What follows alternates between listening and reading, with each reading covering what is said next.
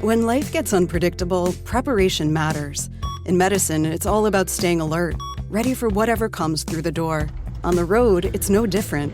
That's why Volvo designs vehicles to help anticipate risk, reduce harm, and protect lives. The Volvo XC90's advanced safety systems inspire confident decisions wherever the road takes you. The Volvo XC90, for life. Proud sponsor of the Pit Podcast. Learn more at volvocars.ca/safety. Right now, though, I want to talk about, we could talk about the Dodgers, we could talk about the Jays, we could talk about the Habs. All these teams have odds of making certain playoffs. For example, the Habs, they're going to the playoffs. That was clinched yesterday, but what spot will they end up in? Well, you can bet on that. You can bet on any number of sports teams. You know, sports betting has always existed, but now it really is everywhere.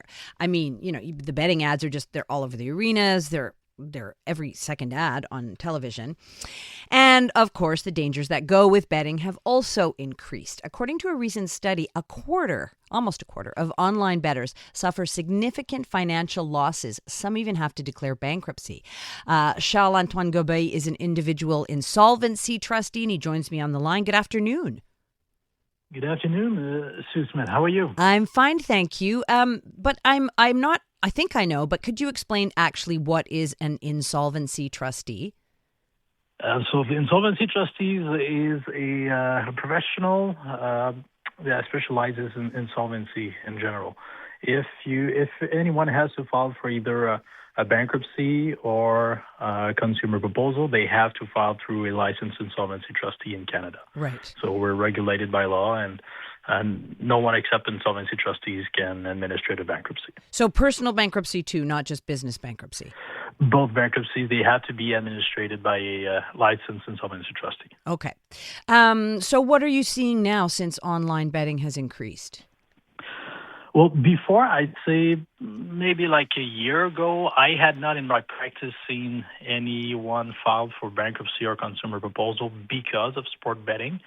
Of course, we've always had here and there a few clients who came and meet us for gambling problems and got into debt because of it. Mm-hmm. But sport betting is recently new in my practice. I've been doing it for about 12 years.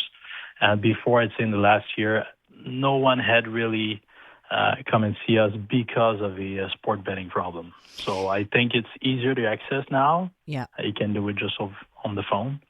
And we see an increase in the number of bankruptcies, or actually it's a new reason to file for bankruptcy from what I see in my practice. Right, and just to be clear, so bankruptcy is different from debt because bankruptcy, basically you can't repay the debt, right? Exactly. Well, actually, there's a lot of people who have personal debts. Some of these people end up filing for either bankruptcy or find another solution, such as consumer proposal. So the people that we see are the ones that go through the insolvency structure through the law of Bankruptcy and Insolvency Act, so either with bankruptcy or consumer proposal. But there are certainly a lot of people who have personal debts that are caused either by sport betting or any other reasons. Yeah. But the ones that we see are really the ones that go forward with an insolvency process. Sort of an extreme. And who is most affected by this?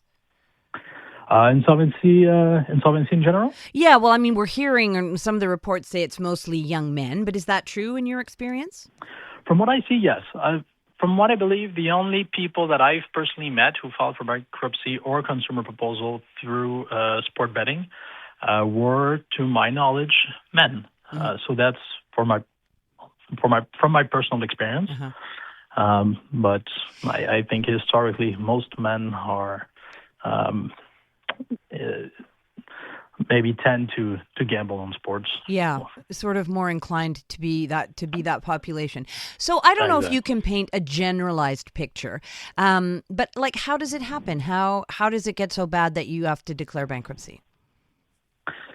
Well, just debts in general. I don't think and when people file for bankruptcy or file for consumer proposal, they have to declare the reasons or the process that led to their debts, and we have to declare that to their creditors.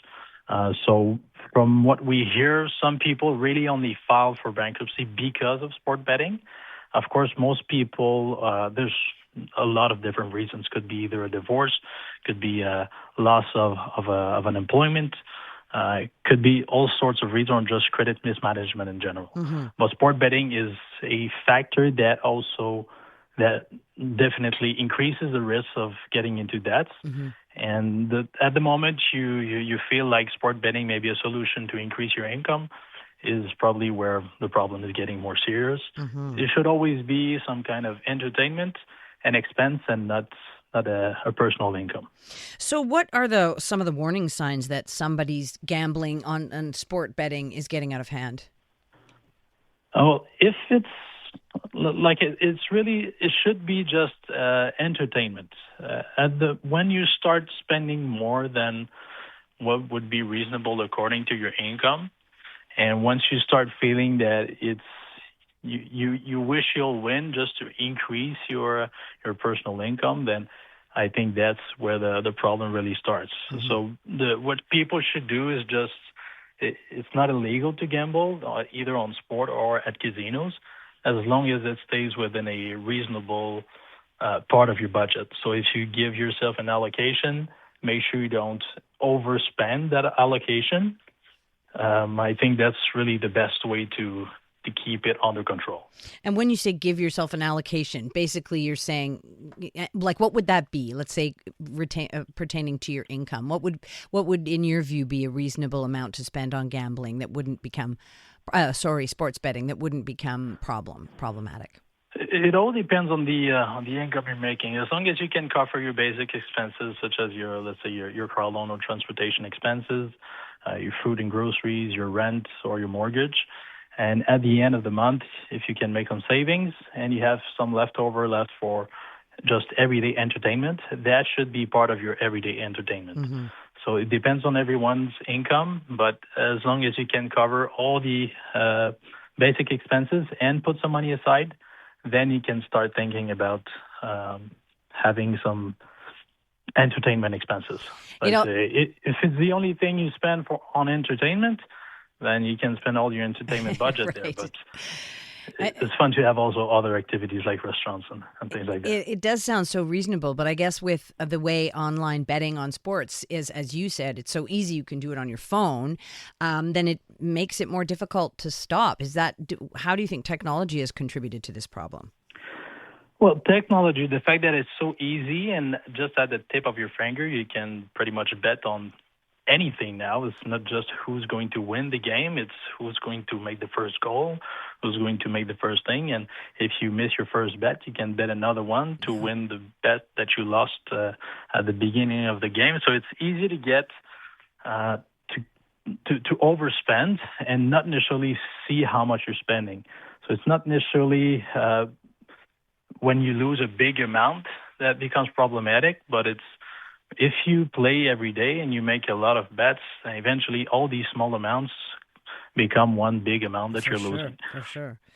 And what are the consequences, of declaring bankruptcy? Isn't that something that follows you for years? It does. There's different options. There's a few options available to get rid of your debts. Bankruptcy is one of them. But it does have consequences. So best case scenario, don't get into debts.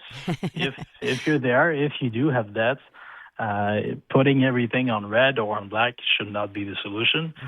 There are solutions such as bankruptcies, but also other solutions available out there. I think as a trustee, we know them. Banks also have some good solutions for a lot of people. But if the bank solutions do not apply to you, then maybe contacting a trustee might be your best option. All right. Well, thank you so much. No problem. Bye-bye. Thanks for having me. That is Charles-Antoine Gobet. He's an individual licensed insolvency trustee, so he is the guy that you would have to see if you did declare bankruptcy. Talking about sports betting and how it is leading. In the last year, he went from 0 to 12 cases of bankruptcy. The newest tracks. Let's go. New music. And the next big thing. Always on the new music first. Your first place to hear it all. 'Cause you gon' like it, love it, wanna play it twice. Playing now. iHeart New Music. Your digital station for brand new drops, fresh finds, and tomorrow's bangers. I think we need something new. Discover iHeart New Music. Always fresh, always first. Stream now on the free iHeartRadio app.